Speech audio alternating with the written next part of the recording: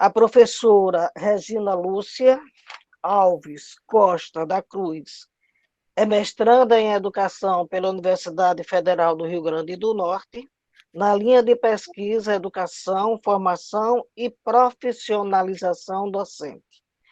Professora com especialização em tecnologias na educação, MBA e executivo em gestão pública, design instrucional para organização de cursos online.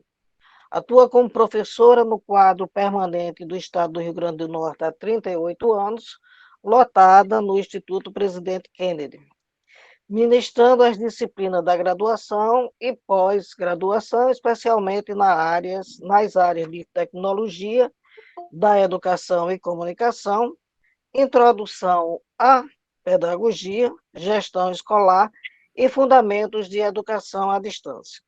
Desenvolve atividade junto ao SEBRAE como consultora educacional desde 2003 na área educacional. Professora, seja bem-vinda. Agradecemos e esperamos todos ampliar os nossos conhecimentos e partilhar conhecimentos também neste momento. Bom dia. Bom dia. Eu gosto sempre, bom dia a todos, né? Gosto sempre de dizer que o maior prazer da educação é esse desafio que eles nos colocam diariamente. E mesmo eu dizendo que eu digo que eu adoro colocar minha jornada de 38 anos para me exibir, sabe? É assim, para dizer, ai, como eu sou apaixonada por educação. E sou mesmo, de fato, porque você já sabe que pelo tempo e pela idade eu já poderia estar aposentada. Mas eu gosto muito de dizer, quando eu entro em sala de aula, que eu me sinto em estágio probatório, porque eu estou sempre aprendendo, né? Como sujeito inacabado, como fala Freire, mas também como Guimarães Rosa diz, que é o mesmo, e de repente eu também aprendo. E isso tem me motivado a estar sempre nessa busca constante por melhoria das minhas práticas. E assim eu fui, isso é a minha história, e assim eu fui me afiliando às tecnologias.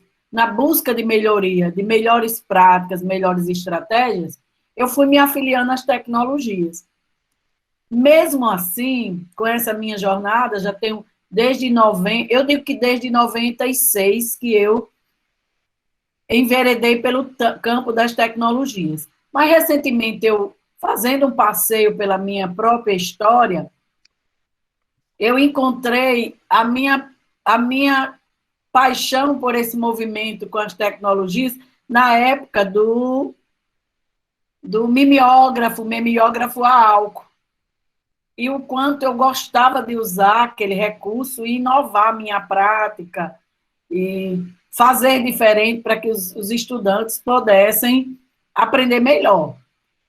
Naquela época, eu não tinha a concepção, né, era uma forma empírica, mas eu não tinha a concepção de que ali eu estava procurando personalizar o ensino.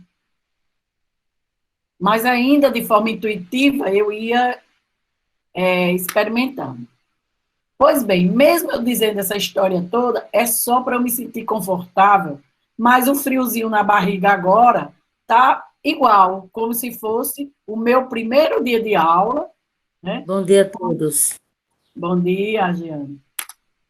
Meu primeiro dia de aula em uma sala que eu não conheço ninguém e que eu fico também ansiosa. Então, friozinho na barriga vai deixar minha voz um pouco trêmula, né? Mas eu digo que isso é positivo, é uma adrenalina que traz o sentido da responsabilidade, que é o ato de educar. Então, eu vou fazer uma exposição breve de alguns pontos.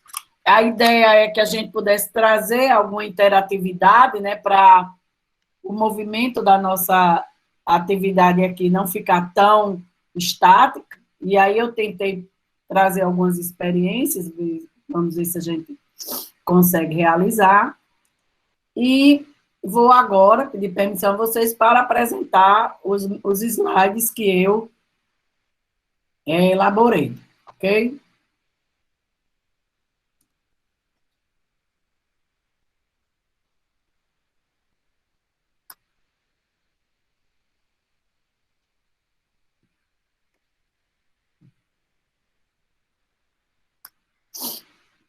Só um pouquinho aqui, porque eu já vi que um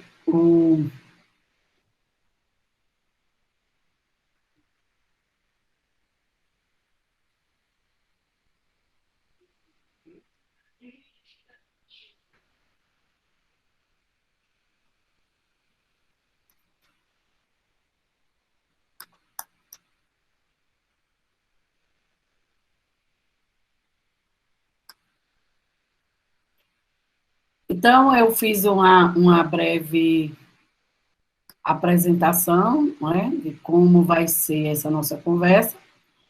Eu trago para a discussão essas práticas docentes e letramentos digitais nessa perspectiva de entender esses suportes que estão presentes na escola, de forma tímida ainda, e trazer essa reflexão, porque nós vivemos um mundo em constante transformações. Tem dois vídeos que eu vou trazer que eles parecem, embora eles tenham sido produzidos no final do século XIX, né, 99 para 2000, mas ele parece tão atual quando a gente olha o cenário da escola, não é? No cenário mundial, ele está, vamos dizer assim, ultrapassado pelo que ele chama dos suportes. Mas para nós, educadores, olhando para a escola, a gente vê o quanto ele é ainda emergente no nosso cenário. E antes eu gostaria de me apresentar, não é? Tem uma estratégia hoje de você se apresentar dizendo, né, quem você é.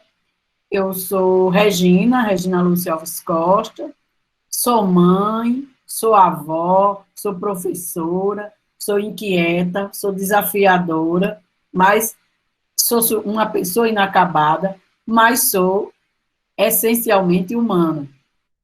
Como mãe, trago essa reflexão para falar desse processo que é aprender a conviver com as diferenças. Como avó, o desafio de entender o olhar do outro. Como professora, uma busca constante pelo conhecimento. Como inquieta, porque não gosto como as coisas muitas vezes estão organizadas e busco superar os modelos.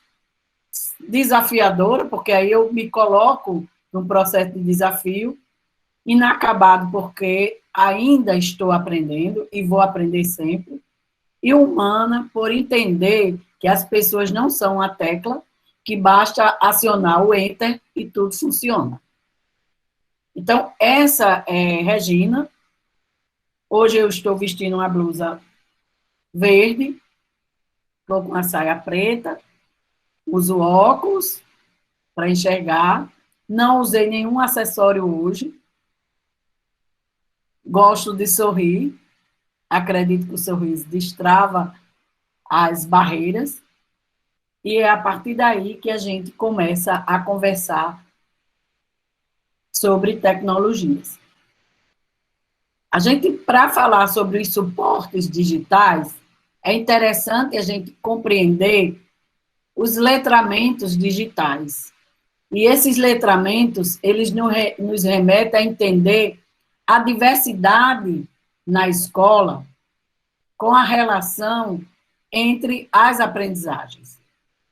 Então, Magda Soares, uma linguística referência nacional e internacional, né, ela fala que a linguagem é o principal produto da cultura e é o principal instrumento para a sua transmissão. E por que nós vamos falar sobre linguagens se a abordagem principal são os suportes. Então, eu vou disponibilizar esse link agora aí para vocês no chat. E eu gostaria que vocês respondessem a seguinte enquete. Quais são as linguagens observadas na escola? Então, vocês poderão listar até 3. As primeiras que vierem à imaginação, à cabeça de vocês, como a gente diz, vocês podem registrar, certo? Vou colocar aí no chat, e aí eu peço que vocês acessem e respondam. Quais são as linguagens mais presentes na escola?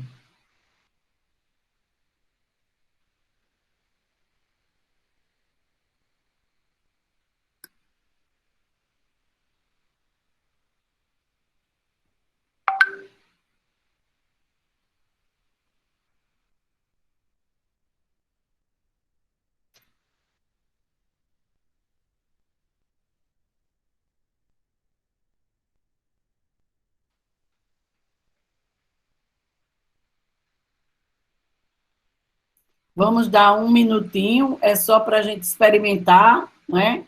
Ver essas concepções sobre as linguagens.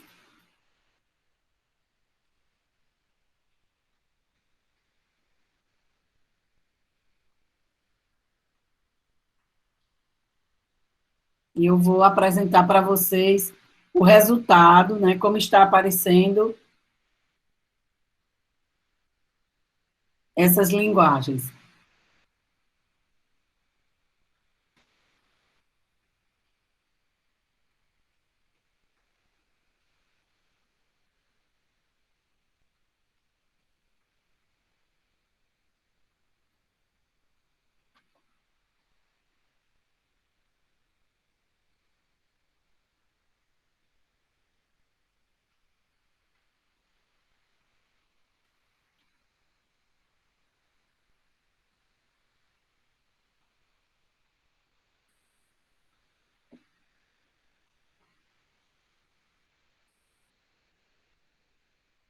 Já temos 17 interações, observa aqui no cantinho que ele vai registrando.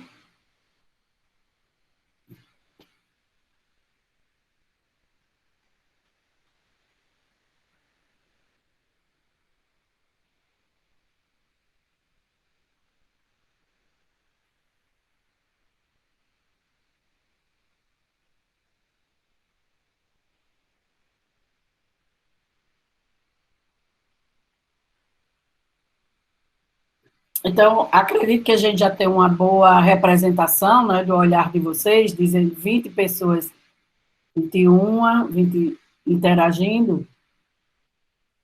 E se a gente for analisar essa imagem, 22, se a gente for analisar essa imagem, a gente percebe a verbal, a corporal e a escrita como bem expressiva nas concepções de 23 participantes, né, que estamos aqui. Então, o visual também começa a se destacar, vem as linguagens narrativas, as não verbais, a digital, a oral, a gestual, a emocional, a informal, a interacionista, a afetiva, a simbólica. Então, observe que essas concepções de linguagens que vocês trazem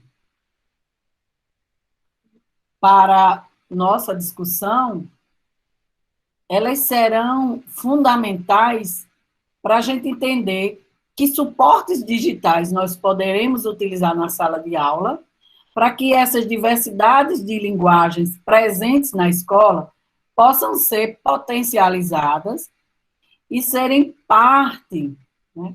Ponto de partida para o engajamento dos estudantes. Às vezes a gente tem estudantes, crianças que são muito orais, outras são mais visuais, outras são mais escritas, outros são mais corporais. Então, todas as outras são musicais, né?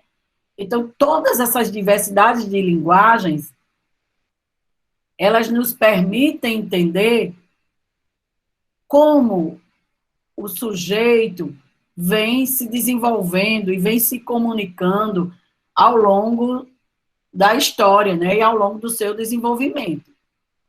É importante, sim, observar isso, porque a partir dessas expectativas apresentadas pelos estudantes, que a gente começa a pensar a nossa prática. Então, olha, de 28 interações, nós temos bem evidente a questão da linguagem oral. Isso a gente vai dizer por que essa linguagem oral está tão presente. Tem uma dinâmica estabelecida na jornada, né? Porém, eu gostaria que vocês ficassem à vontade para se posicionar também, né? Ou pelo chat, ou pedindo, ou levantando a mão, aí Margarete ou Denise podem falar que alguns de vocês têm interesse em se expor, porque a gente está falando da oralidade. Muitas vezes eu sou muito oral, não é, Margarete, e eu quero me expressar oralmente. Então, vocês ativam o microfone e contribuem. Porque... Pode deixar, professora, que a gente vê aqui o chat e lhe comunica. Ok, obrigada. Então, nesse olhar para as linguagens observadas na escola, é que eu lanço uma pergunta, e essa pergunta que eu trago para vocês, ela me remete a uma experiência em 2010. Eu estava pagando uma disciplina na universidade de mestrado, e o professor Isauro Beltrán, um cubano que trabalha na linha de pesquisa de formação docente, né, representação, educação, formação e representação e formação docente, ele fez essa pergunta numa aula: como você aprende? E aí a gente parou para analisar como eu aprendo. Alguém me perguntar como eu aprendo, e aí eu fui imaginando como é que eu aprendia, trazendo isso para o contexto prático. De fato, como é que eu aprendo? Aí eu me lembrei, por mais que eu nem leia o que eu escreva naquele exato momento, eu preciso desse movimento da caneta. Se vocês olharem, eu estou aqui com a caneta, com o lápis, porque esse movimento me dá a sensação ou a segurança de que eu estou aprendendo. Então, eu preciso escrever o que eu ouço para eu poder aprender. Bom, isso é a minha forma de aprender. Mas se eu perguntar a Margarete, Margarete, como é que você aprende? Eu nem sei direito, tá de tantas maneiras. Eu rabisco algumas coisas, mas raramente eu retorno ao rabisco. Exatamente. Denise, como é que você aprende? Eu aprendo mais tendo a leitura, porque eu aprendo muito visualmente. Só a oralidade não é suficiente para mim. Eu preciso ler, reter aquilo, eu acho que é muito mais através da visão mesmo que as coisas entram no meu cérebro. Legal. Selma. Eu aprendo mais vivenciando. Inegavelmente, sempre voltando ao rascunho que fiz. Eu trabalho muito com rascunho, escrevendo tudo que estou vendo e ouvindo, entendeu? Em sala de aula. Ok. Então, eu sempre estou recorrendo a isso. Olha, gente, 3 pessoas, comigo 4, que eu perguntei como aprende. E cada uma tem uma forma. Agora, como é que a escola ensina? Apenas de um modelo. Então, é esse o desafio nosso quando a gente quer trazer tecnologias para a sala de aula. Essas tecnologias digitais que me permitem, numa aula, eu atender às expectativas de Margarete, de Edenise e de Selma e de Regina. Pessoas diferentes, aprendendo diferentes. Pois não, Luciana Monteiro? Ah, é alguma coisa aí. Então, gente, cada ser humano tem uma forma de aprender e essas formas não estão ou nem sempre são privilegiadas na escola. Eu até entendo, e a discussão nossa não vai para esse âmbito de salas numerosas, da dificuldade de infraestrutura, eu até entendo isso, mas eu estou falando da possibilidade que eu tenho baseada no que vocês escreveram lá. Que linguagens vocês veem na escola? E se vocês falarem daquelas linguagens, eu entendi que é como vocês observam a sala de aula. E se eu observo que o estudante é muito visual, por que eu ainda estou muito no modelo de reprodução? Se eu recordo que o aluno, se eu identifico que o aluno, há uma necessidade da vivência prática, aprender fazendo, porque eu ainda estou no modelo de transmissão. Não estou condenando ou defendendo modelos, porque a gente precisa entender que todos eles atendem a uma especificidade de sujeito. Eu estou dizendo que a gente não pode se delimitar apenas para um modelo. Então, nessa educação, na sociedade da informação, nós sabemos as novas linguagens que surgem para se comunicar, para produzir e para transmitir informações. Olhem hoje onde nós estamos. Nós hoje não estamos num espaço físico estável, nós estamos num espaço virtual, com materiais e conceitos e informações que estão armazenadas no espaço invisível, como diz Pierre Levy, no espaço invisível que hospeda o conhecimento, e é essa uma linguagem que está presente na sociedade. E por que ela não está presente na escola?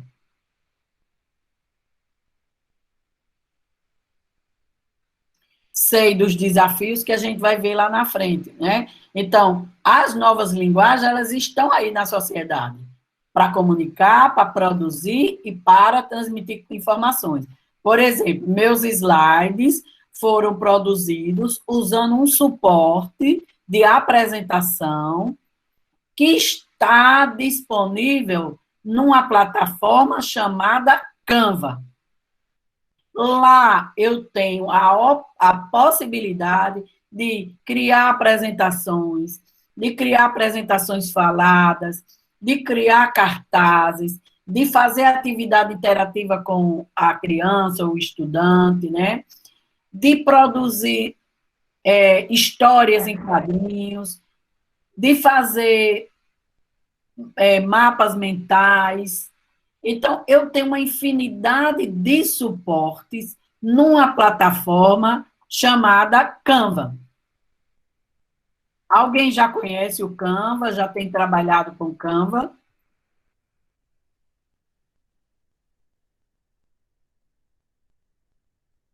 Sim, conhece.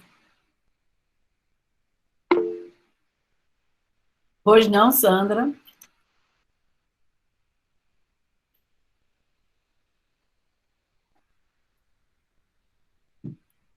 Sandra levantou a mão. Bom, é interessante que eu estou fazendo um trabalho com professores de vários municípios do Rio Grande do Norte. São mais de 40 professores que estão nesse curso que eu estou ministrando com um professor lá do Kennedy. É o curso que trata sobre os suportes, os gêneros discursivos nos suportes digitais em sala de aula. E nós estamos numa perspectiva de discutir, para além do uso técnico, esses suportes digitais. Então, quando a gente vê o Canva, né, que a gente já trabalha e já explora, apenas como uma estrutura, um padrão que é moderno, que é bonito, que é colorido, não, ele tem uma perspectiva de dar suporte de forma digital a um gênero discursivo. Por exemplo, como eu conheço o Selma, eu sei que Selma trabalha com a educação infantil. E aí a gente vai pensar que gêneros se adequam mais para essa modalidade de ensino. Então, as histórias em quadrinhos, né, as lousas interativas, elas podem dialogar com a criança. Mas a gente sabe que a capacidade de interação, ela vai ser mais limitada diante das situações que a gente vai discutir no item 4, que é o contexto escolar.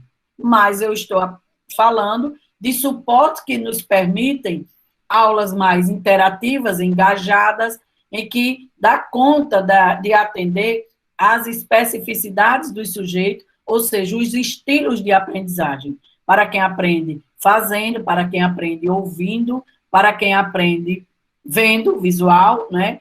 Para quem aprende na oralidade, há essa possibilidade da interação, e para quem aprende escrevendo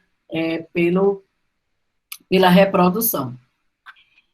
Diante disso, a gente fala de alfabetização e letramento digital. Nessa perspectiva da alfabetização e letramento digital, as tecnologias, elas vêm como suporte e como linguagem. É uma linguagem, sim, porque linguagem não é uma forma de comunicação, né? É como eu me comunico e transmito. Então, tecnologia é sim. Por exemplo, no momento agora, nós estamos usando o Meet como um suporte digital para videoaulas, né? Para videochamadas. Nós temos também novos gêneros discursivos. O texto, ele é também um hipertexto. Dentro do texto tem vários links. Nesse texto que eu organizei aqui de apresentação, nele me remete a outros links. Então, é um texto que me permite sair da linearidade, que é o livro didático. O livro, eu só avanço se eu passar a página. E a página, ela me dá uma sequência. No âmbito da tecnologia e desses novos gêneros discursivos, o hipertexto, ele vai me remetendo a outros lugares. São links que estão conectados com outros espaços. A minha leitura, ela pode ser linear, mas ela pode também ser para além do texto estático. Então, esses novos gêneros discursivos que a gente traz, eles precisam ser melhor explorados na sala de aula. E para fazer esse movimento, é importante que eu entenda o que a gente conversou antes, que linguagens eu vejo na escola, como o sujeito aprende, para começar a buscar novos gêneros discursivos e ser implementado em sala de aula. A discussão no item 3 que a gente traz sobre concepções de aprendizagem. Qual é a concepção que vocês têm de aprendizagem? O que é aprender?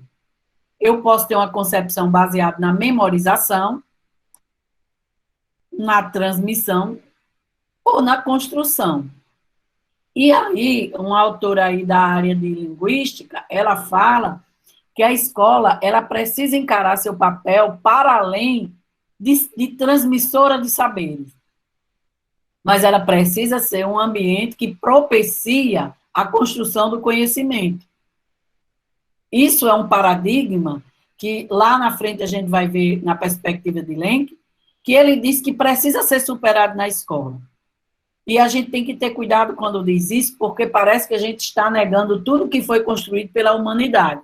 Não, a gente está apenas dizendo que há um contexto novo que precisa ser compreendido pelos educadores, mesmo entendendo o contexto escolar, com acesso às tecnologias digitais, que a gente sabe, essas tecnologias móveis. Eu vi que alguém colocou que usa o Canva no celular. Olha que interessante. Então, a maioria dos recursos hoje, eles são extremamente responsivos, ou seja, eles atendem a maioria das necessidades dos usuários. Então, o celular hoje é uma incubadora de mídias, cabe nele tudo. E ele passa a ser um artefato muito interativo e muito interessante para ser trabalhado em sala de aula. A gente vem disso, a gente sabe o quê? Qual é a realidade das escolas. Quando a gente começa a conversar isso, não é diferente. Não é só no Rio Grande do Norte, não é só no município de Natal, das escolas do município de Natal, mas é uma realidade no Brasil. A questão das escolas estruturadas para utilizar tecnologias, sejam elas fixas ou móveis, com internet estável, que dê conta de ter um grupo de estudantes acessando essa tecnologia de forma tranquila. Isso é uma realidade mundial, perdão, no Brasil. Claro, em alguns países do mundo a gente sabe que também passa por essas limitações, principalmente os países subdesenvolvidos. Esse ano, numa abertura de uma aula, de uma semana pedagógica de uma universidade de Minas Gerais, Universidade Federal de Minas Gerais, Magda Soares, ela fez uma fala fantástica. E aí ela trouxe dados que parecem um pouco assustador, mas se a gente olhar bem perto da gente, sabe o quanto é verdade. Ela trouxe dados sobre o ano passado, com a pandemia, né, consequência da Covid-19, ela falou de em torno, né, de mais de 5 milhões de crianças, jovens e adultos, principalmente crianças, que não tiveram nenhuma atividade ou nenhuma experiência da atividade formal, dando continuidade aos saberes que a escola sistematiza e trabalha. Isso quer dizer o quê? 50 milhões de estudantes, de crianças, que não tiveram acesso às aulas. Seja porque não houve proposição de algumas escolas, e aí ela traz um número bem assustador também de municípios que não fizeram exatamente nada, e aí não é condenar o município, é a infraestrutura mesmo, que não existe, e que as crianças acabam com essa lacuna de um ano, e nós estamos já no segundo ano com esse mesmo desafio.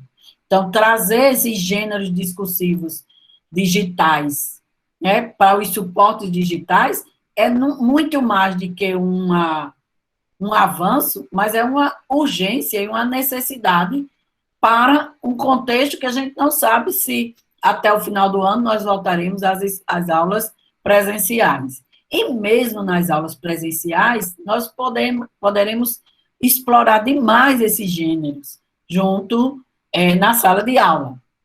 Então, traz esse segundo aspecto, que é a democratização e acesso. Essa inclusão digital dos estudantes. Eu trabalho com educação, e é a educação pública, por isso que eu fico muito confortável de dizer que em uma pesquisa bem empírica, bem simplória que eu fiz na instituição, a maioria das famílias o acesso à tecnologia é um celular para a família toda, é o celular que tem acesso à internet, que o pai muitas vezes trabalha, que a mãe às vezes estuda e que a criança também. Aí imagine todo mundo tendo que administrar esse tempo para que não comprometa o processo, seja do trabalho ou do estudo de cada um. Isso é um desafio. Mas, entre eles, vem a questão da formação do docente, a formação do professor. para pensar melhores práticas a partir desses suportes que estão disponíveis e que podemos explorá-lo, né, em sala de aula. Exatamente. Olha, Ana Beatriz, você trouxe uma fala bem interessante, deixa eu dar um depoimento. Eu fui desafiada a ministrar uma oficina pelo WhatsApp. E a empresa que me contratou queria que eu fizesse uma oficina de 4 horas em 2 dias ou em 1 dia. Aí eu disse que jamais conseguiria, porque eu entendi justamente isso. As pessoas que teriam dificuldade de acesso, e eu não daria esse tempo a ele. E como eu estava usando o WhatsApp não na perspectiva síncrona, de tempo real, eu precisava pensar que havia pessoas que poderiam responder de manhã, outras responderiam à tarde, outras responderiam à noite. Então, se comprova realmente que a maioria tem realmente o espaço da noite mais tranquilo para responder ou dar, enviar atividades. Ok? Deixa eu passar aqui o slide. Travou, que não passou. Aqui. E aí vamos retomar para a questão dos letramentos digitais. Veja, quando a gente fala de letramentos digitais, há uma perspectiva, né?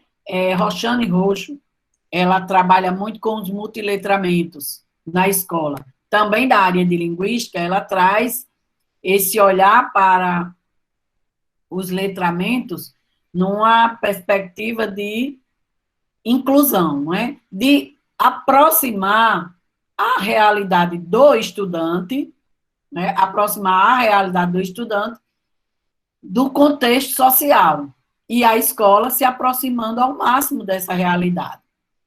Então, esse link aqui, né, o aluno do século XXI, não sei se vocês já assistiram esse vídeo, foi um documentário feito nos Estados Unidos, na universidade, se eu não me engano, de Stanford, e que o Brasil fez uma adaptação desse documentário para as escolas de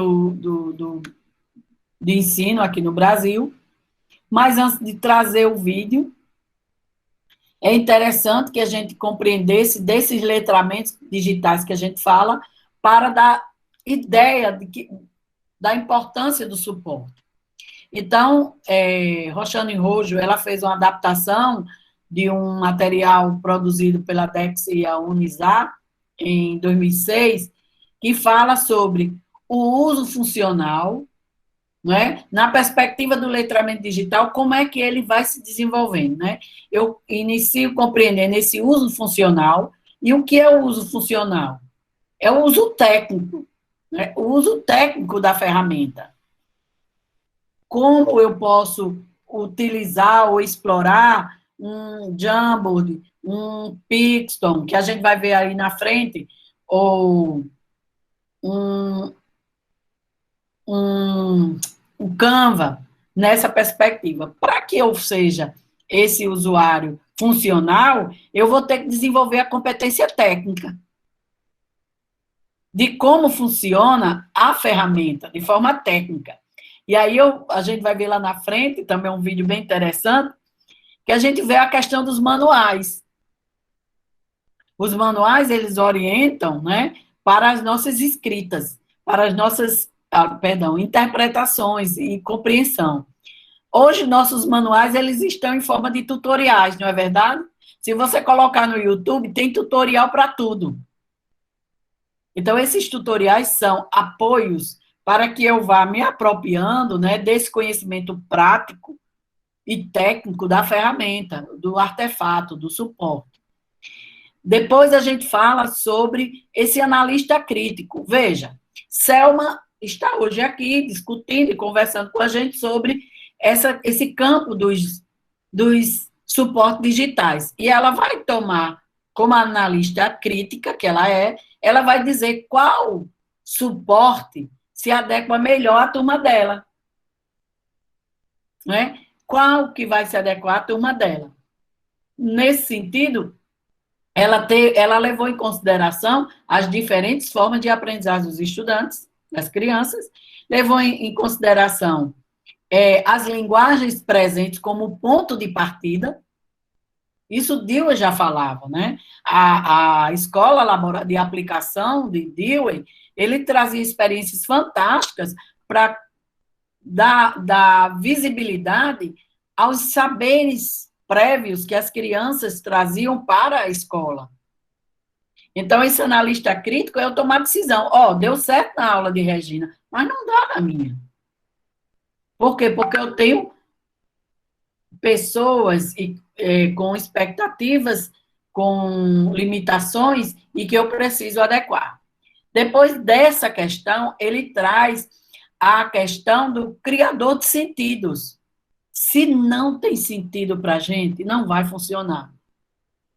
E aí tem o professor que eu digo que estamos nós dois ministrando esse curso dos suportes digitais, e ele diz assim: durante muito tempo eu me acomodei em não querer me apropriar dessas tecnologias. Por quê? Porque ele tinha uma zona de conforto. Primeiro, quando ele tinha dificuldade, a mulher ajudava. Aí ele diz, aí depois conheci Regina. Aí quando eu tinha dificuldade, eu ligava para a Regina para me ajudar. Então, a necessidade chamava a busca do conhecimento, mas de forma temporal. Era para resolver um momento.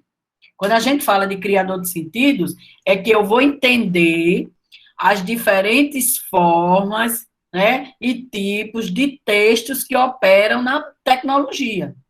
Eu tenho texto visual, né? Aí eu venho falar, inclusive, da diversidade de texto, da multimodalidade textual.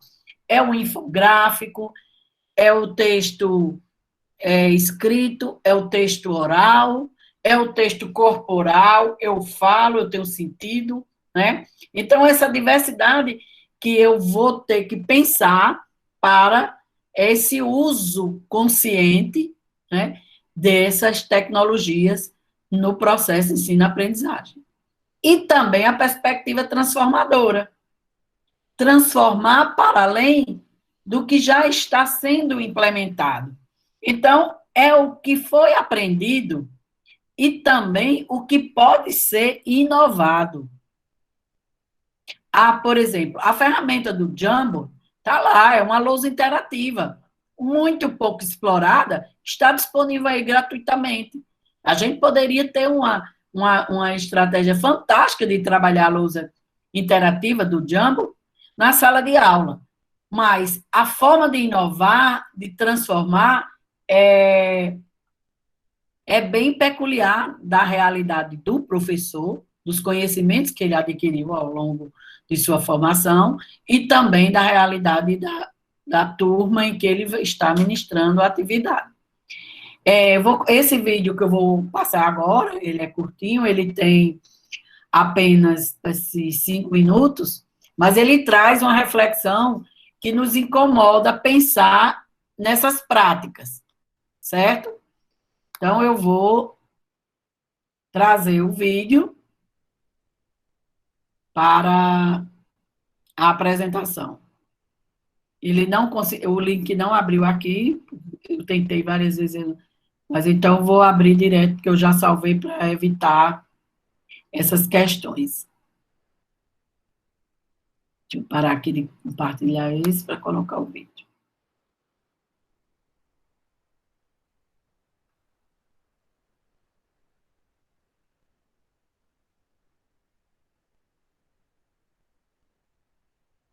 Depois do vídeo, eu gostaria que vocês fizessem algumas considerações olhando para o nosso cenário, né, que está bem presente hoje. Se estiverem ouvindo, por favor, o vídeo, ele é apenas uma música e ele traz justamente o que a gente está falando dos suportes.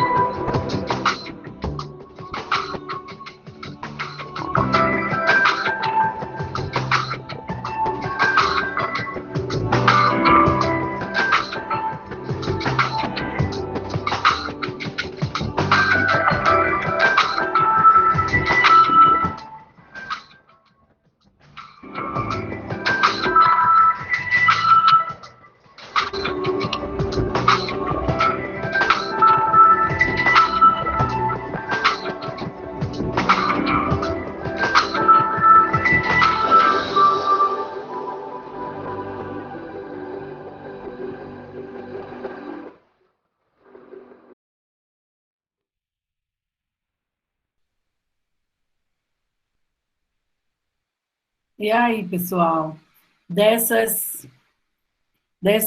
tecnologias, olha que vocês podem observar que pelo recurso que eles trouxeram, é um vídeo bem, eles fazem menção a 2016, nós estamos em 2021. Então, dos suportes que eles apresentaram, quantos vocês identificaram? Obrigada, Claudiane. Hein, gente? Dos suportes que eles apresentaram, quantos vocês identificaram? Suportes digitais, eles pediram, eles fizeram um apelo, não foi?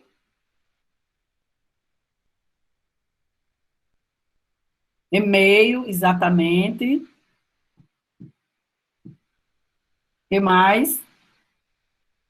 Blogs, celular, notebook. Isso. Eu também observei que eles trouxeram o chat, eles trouxeram o Wix, lembra? Wix. Eles trouxeram o podcast.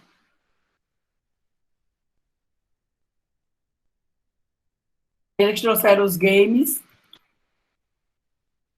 Né? Eles falaram da música, dessa questão do ouvir a música. Então, o tablet, ok. Então, veja, o podcast, olha que experiência interessante. O podcast é um aplicativo que tem vários outros, hoje, suportes e software que estão disponíveis gratuitamente. E eu me lembro, vou falar bem interessante, gente, porque eu estou trazendo experiências bem próximas, para dizer que não é difícil, é desafiador, mas é possível. O meu neto só tem 3 anos.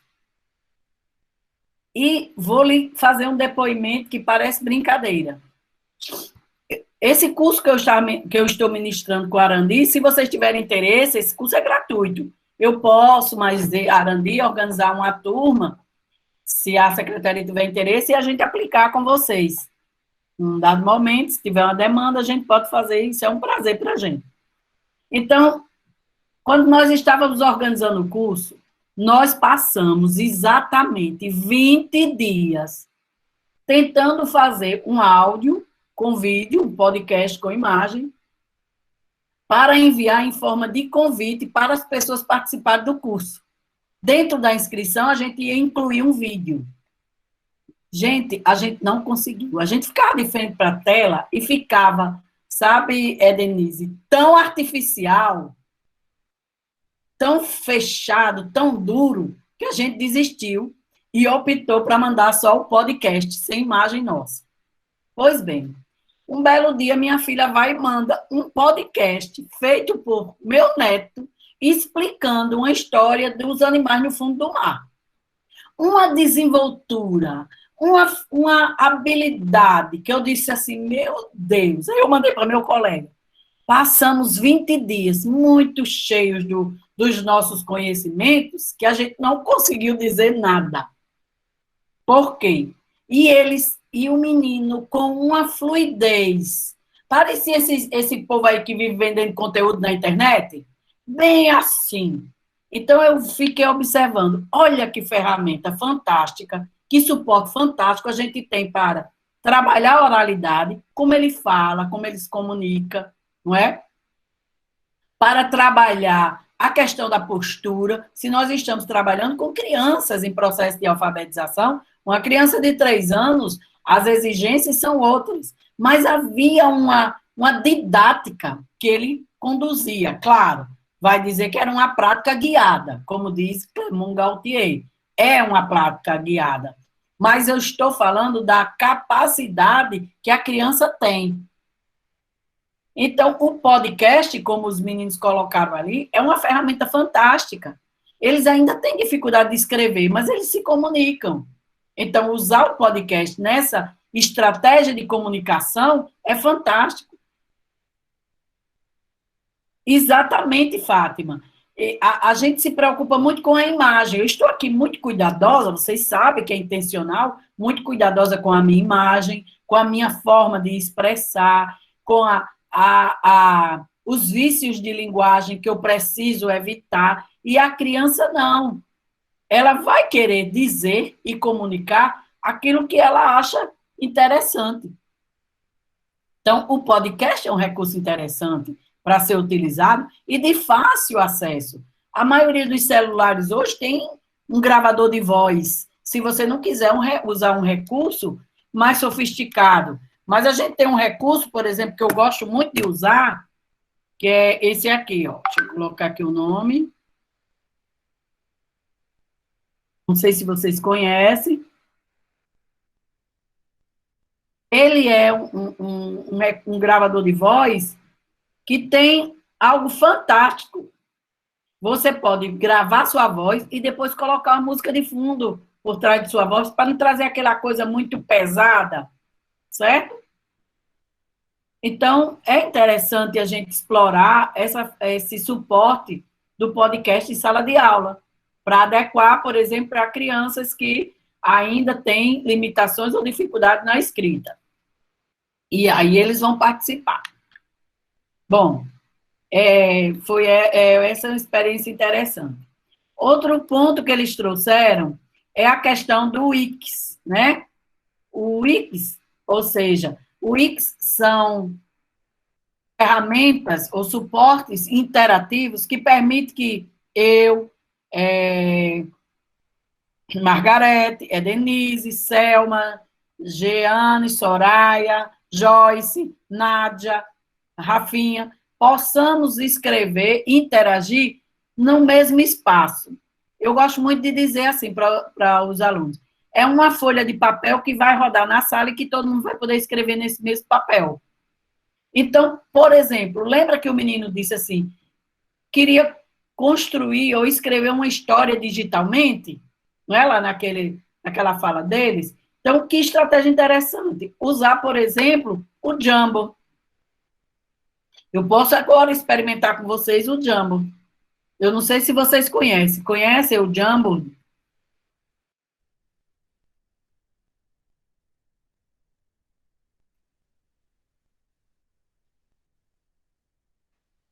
Exato, Ana. É uma ferramenta muito interativa, é uma lousa interativa, né? É uma lousa interativa em que eu posso, tanto numa aula virtual, explorar, trabalhando os conceitos, como eu posso encaminhar para os estudantes e eles interagirem. É uma ferramenta fantástica. E um suporte que permite o que o menino pediu, participar ativamente do processo de aprendizagem. Ok? Então, vamos continuar com a nossa conversa, né? Eu estou chamando de conversa. E aí, essa concepção que a gente traz dos letramentos digitais para atender a esse jovem, essa criança que vive, que é nativo digital, como o Mark Prensky coloca, né? Nós temos os nativos digitais e os imigrantes digitais. Nós somos os imigrantes, e os nativos são esses jovens e crianças que nasceram em plena evolução tecnológica, né? E essa evolução que a gente se refere, essa evolução digital. Bom, para a gente falar sobre esses suportes, então a gente vai entender os paradigmas da aprendizagem na perspectiva de entender como está o currículo na escola, né? Esse currículo que alguém decide o que precisa saber para entender a aprendizagem interativa. O que eu preciso saber é decidido por professores, por um currículo a nível nacional, em nível nacional. Mas a forma de adequar esse saber é de autonomia do professor. Então, que recursos eu posso utilizar para gerar essa interatividade, esse híbrido? E quando a gente fala de híbrido, gente, eu gosto muito da fala de Elizabeth Almeida, né, Beth Almeida, que é uma estudiosa na área do currículo com as tecnologias, e ela fala que quando a gente fala de híbrido, se a gente for para a concepção do híbrido, ela tem uma origem na biologia. O híbrido, ele tem origem na biologia. Então, é o misturado, né? Que a mitologia e as histórias trazia o homem metade humano, metade animal. Então, é essa mistura na espécie humana, né? Então, na sala de aula, ao misturar tecnologia virtual com a presencial, com o momento presencial, o livro impresso com o livro digital, né? A comunicação presencial e a comunicação virtual. Então, eu estou favorecendo um universo de possibilidades em que as pessoas vão se engajando e participando mais ativamente. E a gente vai ampliando esse modelo, aqui representado, né, pelo professor à frente, né, como essa educação bancária, dita por Paulo Freire, de apenas um transmissor, a criança como esse ser com a cabeça aberta, que nada tem a contribuir, só a receber. É uma das concepções que a gente traz. Então, quantos por cento das nossas práticas, elas estão voltadas para o multiletramentos? Para trazer os multiletramentos. Aí a gente vai ver plataformas, softwares que trazem suportes que nos ajudam nessa interação. Então, nessa perspectiva, a gente vai ver aqui um vídeo bem interessante, né? Vou clicar aqui para ver. Ele não abriu direito aí, está carregando.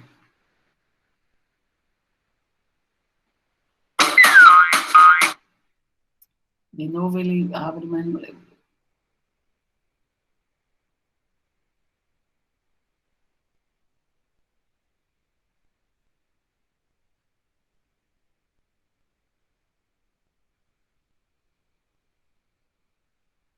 Depois, gente, eu posso deixar os links dos vídeos para tá carregando aqui, para vocês acessarem em outros momentos. Professora, você pode colocar no chat, porque como a workshop vai ficar gravado, na hora que eles reverem, se não tiverem condição de copiar agora, eles podem acessar, de lá mesmo já são direcionados para o vídeo. Ok, vou colocar sim. Deixa eu abrir aqui. Maneira. Vou colocar todos, inclusive vou até dar outras sugestões e vou colocando os links, viu?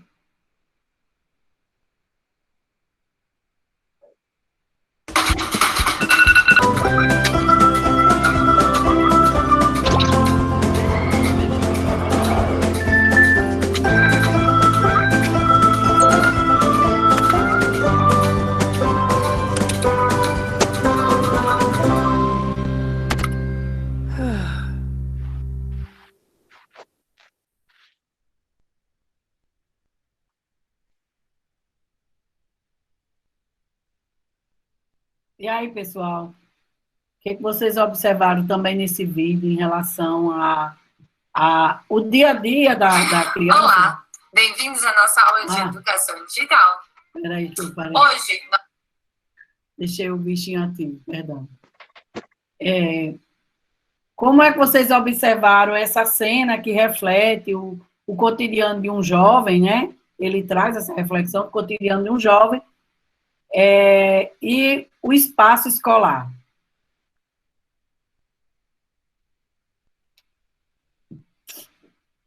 Tem um textozinho lá na legenda, que aí quando eu colocar vou colocar o link aqui, para vocês trabalharem, vocês irão ler o que tem nos balãozinhos e vão ver como é interessante essa fala deles, né? Quem gostaria de contribuir?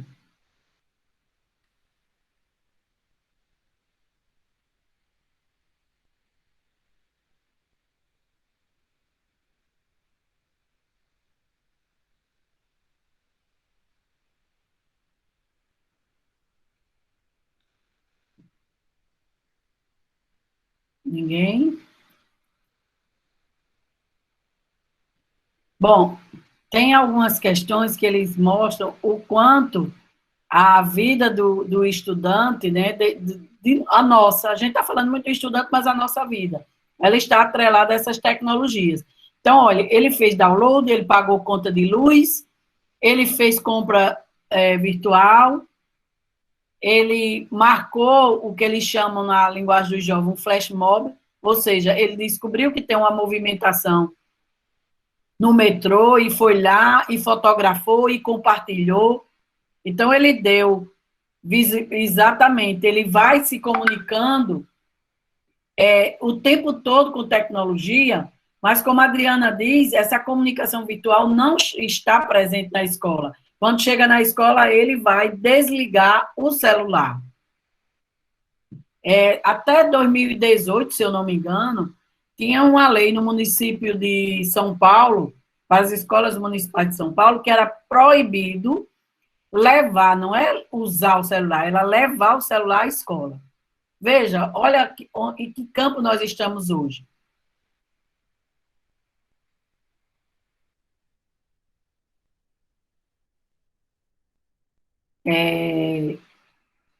Ele vai mostrar o quanto nós estamos distante da sociedade. E se a gente voltar para o vídeo anterior, tem uma das chamadas que eles dizem que tem empregos que eles estão ali se preparando que para o futuro não existe hoje, naquele momento no final do século XIX, perdão, do século XX. Imagine agora, no século XXI, já no ano XXI, o quanto de novas expectativas e de trabalho surgiram diante dessa evolução tecnológica. Se surgem isso, a escola não pode estar distante. Se a escola é esse meio que sistematiza e que trabalha, ela não pode estar distante. Sobre o vídeo, alguém gostaria de fazer alguma contribuição? Eu coloquei aqui os vídeos que a gente utilizou, certo? Para facilitar a interação. É o próximo e a gente coloca também aqui. Professora, Oi.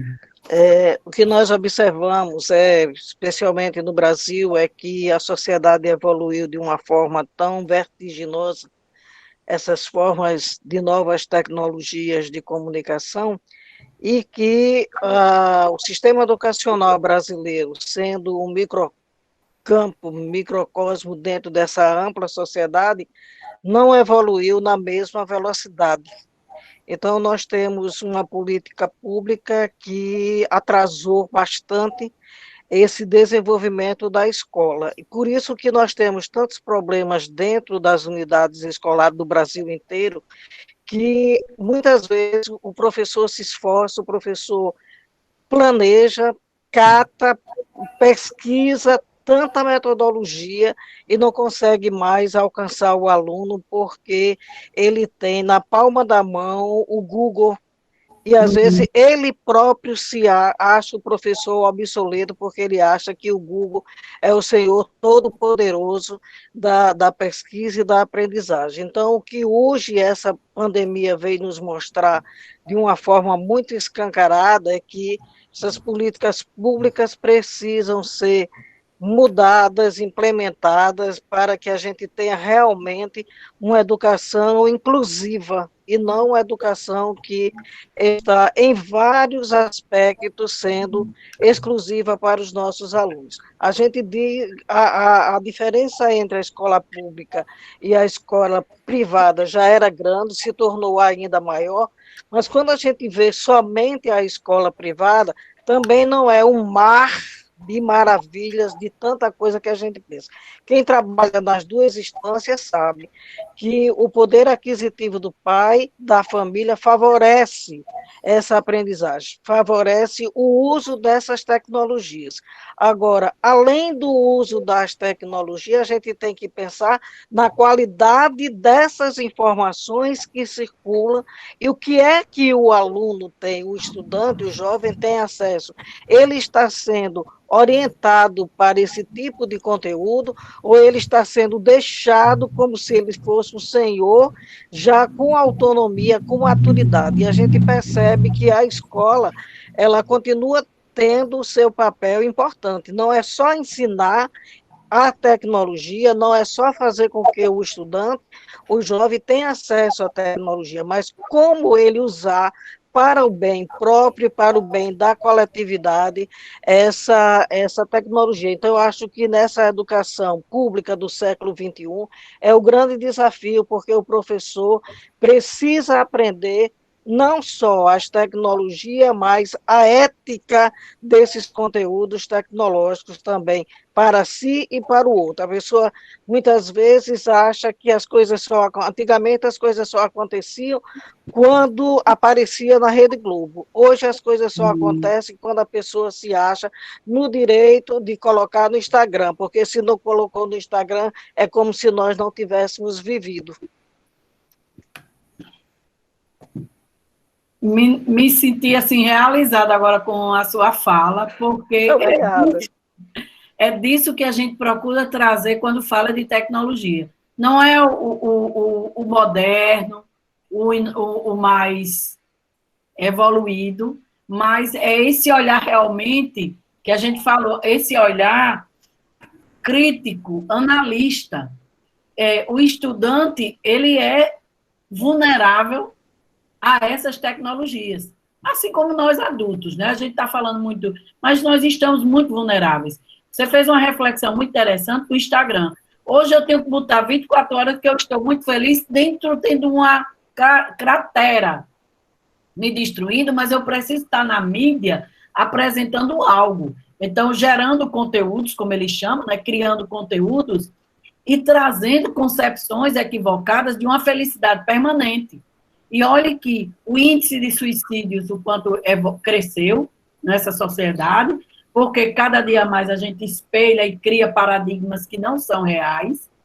Esses jovens estão mergulhados, e crianças também, estão mergulhados nesse universo de tecnologia, com desenhos, com filmes, com jogos, que deturpam alguns conceitos e alguns valores e estabelecem uma nova cultura. E a escola não ouve ou não abre espaço para essa nova cultura para dialogar, para ser esse mediador. Uma reflexão que você trouxe que eu achei fantástica é dizer dessa segregação que a gente faz na escola pública, quando a gente não reconhece que há uma cultura midiática que gerou novas linguagens, novos gêneros, e que a gente se permanece negando isso, e com isso deixando esses jovens e essas crianças fragilizadas. Tem uma reportagem muito interessante, que faz tempo que passou, e essa reportagem trazia as pessoas hiperconectadas, e comparava esse universo que é a tecnologia, o ambiente virtual, o cyberespaço, com uma criança, como se uma mãe pegasse uma criança e deixasse sozinha na praia. A vulnerabilidade que ela está de correr para a água, morrer afogada, de alguém sequestrar, de sofrer um acidente, é enorme. Essa mesma vulnerabilidade está no ambiente, nesse cyberespaço, e que a gente não quer reconhecer como responsabilidade da escola em trabalhar tecnologia. Não é que minhas aulas agora tenham que ser todas via tecnologia, mas eu tenho o meu tempo de trazer concepções em que ele entenda que o Google não é onipotente, onisciente e onipresente. Exatamente, exatamente. Agora a gente vê também que é uma questão de política pública, porque fala-se muito em tecnologia como se todos os nossos alunos, famílias que têm filhos na escola pública, tivessem tablet, celulares disponíveis, e a gente vê isso quando a instituição promove o ensino remoto, e muitos alunos eles são excluídos, não porque eles querem, mas porque eles não têm os meios necessários. Então, cabe ao Estado favorecer que o aluno, além de ter uma conectividade de qualidade, ele tenha o aparelho para fazer essa conectividade e saiba usar esse aparelho. Eu percebo muito assim que nós estamos vivendo o mito da caverna de Platão. Nós estamos dentro das nossas cavernas e existe um mundo lá fora, e a escola hoje é essa caverna, como se nós estivéssemos, e os nossos alunos estivessem vendo o mundo passar pela janela. E a gente precisa fazer com que ele tenha meios de sair dessa caverna, de integrar-se a esse mundo tão novo, como já dizia Aldous Huxley, admirável mundo novo, com suas positividades e as suas coisas ruins, porque é a humanidade, a essência da humanidade é essa dualidade entre o bem e o mal. E cabe à instituição escolar, ao sistema como um todo, fazer com que a gente tenha essa ética, essa dignidade de ensinar não só os conteúdos, e também ética e qualidade. E saber, sobretudo, que nessa tecnologia existe a figura do professor. A tecnologia não é para acabar com a vida do professor, e é isso que nós devemos sempre defender. O professor, qualquer que seja o meio de fazer com que esse aluno aprenda, o professor é o elo, é o mediador, é a pessoa, o indivíduo essencial como agente de mudança. Uma máquina que por sozinha não pensa. Só para lhe avisar, professora, que nós estamos a 10 minutos do tempo regulamentar. Obrigada. Eu já estou concluindo, obrigada. Verdade, Sayonara. A sua indagação, vamos dizer assim, foi respondida por Denise. Nós não temos uma política, de fato, que dê conta da inclusão. A gente fala de acesso, democratização de acesso. Como é que eu democratizo o acesso em populações que não têm a mínima condição ou estrutura? Não é? Então, democratizar o acesso, bom, todo mundo tem acesso à internet. Todo mundo tem internet estável, banda larga, todo mundo tem smartphone, porque para usar hoje, como a gente está usando, e a maioria de vocês pode estar aí até acessando pelo celular, precisa de um smartphone, não é só um celular. Então, isso é uma política que não depende de nós, educadores, né, de professores, porque ela vem do âmbito nacional. A gente sabe que em 2010 tinha a meta do plano decenal, que a gente chamava Plano Decenal de Educação, de 2000 a 2010, era que até 2010 toda escola tivesse uma estrutura de laboratório de informática pronta, com internet e banda larga. A gente não tem internet nem estreita, imagine banda larga. Então, essa a concepção que a gente vai trazer de internet. E aí você vai fazer acontecer isso que você colocou, Sayonara. Como eu vou dizer que ministrei uma aula com 3 alunos apenas com acesso? Aí se faz o que fala da segregação. É a segregação dos que vão ter acesso ao conhecimento e do que vão ficar à margem. Isso é algo que tem alguns autores já, viu, discutindo isso, é polêmico, de dizer do prejuízo com essa pandemia, o prejuízo que é de um tempo irrecuperável. A gente não volta ao tempo. 3 alunos participam e os demais vão ficar excluídos. E como é que a gente recupera? Eu posso voltar ao tempo? Né? Então, é bem interessante essa realidade. Eu também passo por isso, que eu trabalho na graduação, né, no ensino superior, e eu passo por essa dificuldade. Só que tem uma coisa bem interessante, que eu vou também trazer de resgate a fala de Denise, foi uma coisa que ela colocou sobre a ética, né? Nesse universo das tecnologias, ela trouxe algo bem interessante, que é a ética.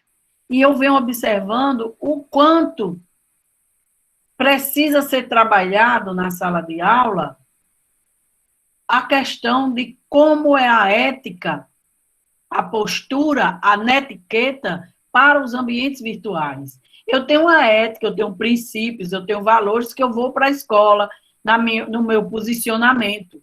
Com a tecnologia, a gente tem vivenciado experiências desastrosas, no sentido pejorativo, porque você vai ministrar uma aula em que os seus estudantes estão deitados. Não há um compromisso com o que está falando. E é culpa As pessoas passeiam no ambiente sem camisa, comem, brigam dentro do ambiente familiar. Então, a gente precisa entender que o nosso ambiente familiar, até então restrito à nossa família, hoje se transformou num ambiente de trabalho, num ambiente público que precisa de regras, precisa de normatizações, que nós mesmos precisamos dar essa normatização. E aí, olha o que a Denise disse. Nós mesmos. Então, quem vai estabelecer, quem vai criar colaborativamente, né? Vamos dizer, criar de cima para baixo, mas criar colaborativamente, como vai ser esse processo de afiliação das tecnologias à prática pedagógica e a afiliação crítica da sociedade ao uso das tecnologias é a escola. Então, a escola tem esse vamos chamar de poder, de trazer isso, e isso fortalece a discussão. O professor jamais vai ser substituído. Pronto, fortalece isso. Então, ficamos realmente constrangidos, como a Ana coloca, frente a essa situação, mas a gente não pode culpá-los. Nós fomos pegos de surpresa e que agora todo mundo acesse por um link. Achei parabéns a vocês, gostaria de dizer aqui de público, a equipe do GENAT, que enviou para mim previamente as regras, as normas de como vai ser. E não de última hora dizer, Regina, não pode isso, não. Olha, prepare-se dentro deste modelo. Não é engessando, não. É trazendo harmonia, é favorecendo engajamento. E que a gente está com um suporte que ele, ao mesmo tempo que está na minha casa, a minha casa está na casa de vocês. Qual é o meu cenário? Ninguém está pedindo para você criar um cenário específico, mas um ambiente confortável, sem ruído, né? Agradável, que você possa interagir. Então, aprender nessa perspectiva da tecnologia, para a gente agora, é quando a gente for capaz de fazer o que antes não conhecíamos. Então, o que eu vou fazer de diferente agora, a partir dessa iniciativa de pensar tecnologias como suportes, né, que vai dar apoio à discussão em sala de aula. Para concluir, tem agora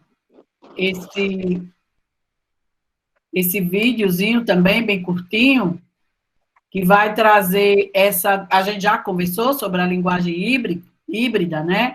Nessa simbiótica que diz Morin, que está chamando o mundo físico para o mundo virtual.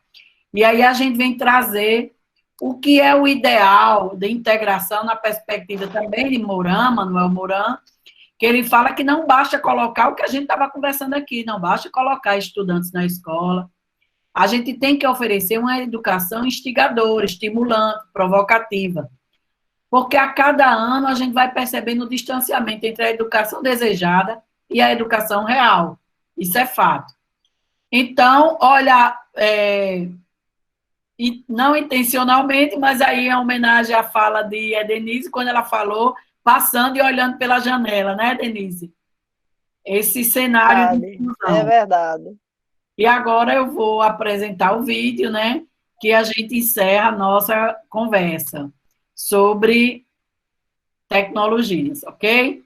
Então, deixa eu abrir aqui o link desse vídeo para nós finalizarmos essa nossa experiência.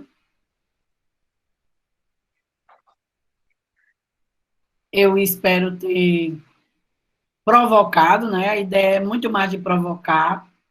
Em 1h30 seria utopia eu dizer que a gente faria uma oficina, né? Mas a gente trouxe algumas inquietações que podem nos remeter a refletir sobre as nossas práticas. E digo que estou à disposição, vocês, no que Obrigada, professora. Posso contribuir, né? Não sei o quanto, mas o que eu faço, o conhecimento engavetado, né? Denise, não vai servir. Não tem serventia, né? E o cérebro precisa realmente, não enferruja. O cérebro não enferruja. Eu não me lembro que o ano passado, diante de tantas dificuldades, nós tivemos que aprender Google Meet, como fazer, ainda erramos, ainda temos muito a aprender, e os nossos alunos também. Ok. Então, vou encerrar com esse...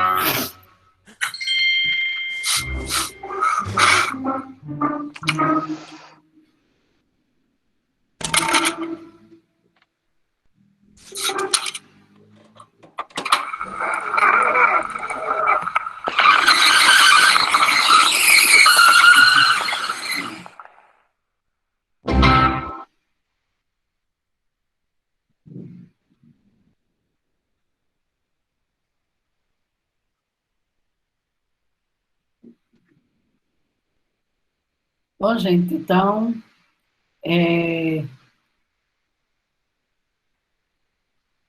está aí também o link desse vídeo que eu coloquei agora. Espero ter contribuído aí, de alguma forma, para as nossas reflexões. Como sugestão, gostaria que vocês escutassem a música de Pete, uma música bem antiga, Admirável Chip Novo, para a gente não se tornar esse robô, né? Somos humanos. Verdade. E esse é a diferença de nós educadores. Obrigada.